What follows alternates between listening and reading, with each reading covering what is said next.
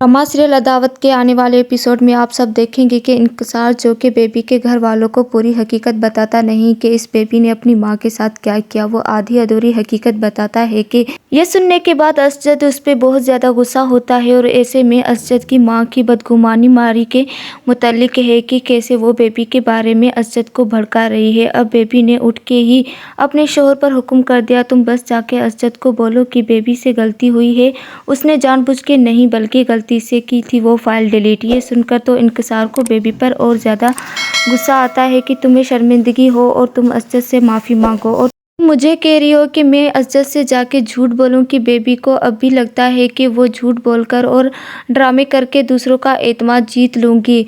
अब इंकसार जब ऑफिस जाता है तो असजद दूसरा प्रोजेक्ट देता है क्योंकि अब असजद को तो सारी हकीकत का पता चल गया है कि इस सब में इनकी कोई गलती नहीं थी, कसूर तो सिर्फ मेरी अपनी बहन का था। लेकिन इंकसार ने ये सारा मामला नताशा को भी बताया। वो भी ये बात सुनकर बहुत हैरान हो जाती है कि बेबी इस हद तक गिर सकती है।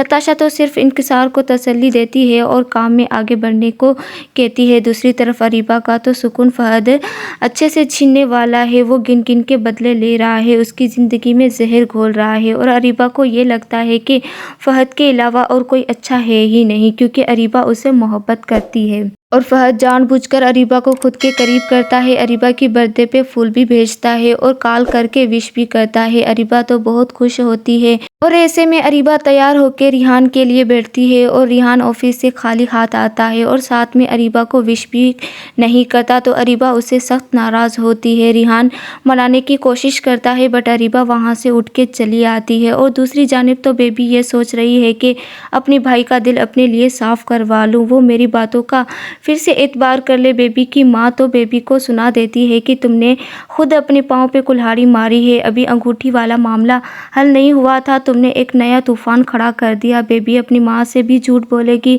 कि अम्मी मैंने वो फाइल गलती से डिलीट कर दी थी। और ऐसे में अब असजद घर आता है और अंबर से कॉल पे बात करता है। मारी जो कि अभी अभी अंदर आई और उसे शक होता है कि अंबर ही है। ऐसे में मारी पूछ ही लेती है कि आप किससे बात कर रहे थे, तो असजद झूठ नहीं बोलता और कहता है अंबर से। तो मारी सोचती है कि ये अंबर मेरी खुशियों को ही क्यों बर्बाद करने आई है। तो नाज़रीन, आपको क्या लगता है कि असजद हमेशा की तरह बेबी की झूठ को मान लेगा? अपनी राय कमेंट में लाजमी दीजिएगा और अगर आप लोग मेरे चैनल पर नए हैं तो मेरे चैनल को लाजमी सब्सक्राइब कर दें।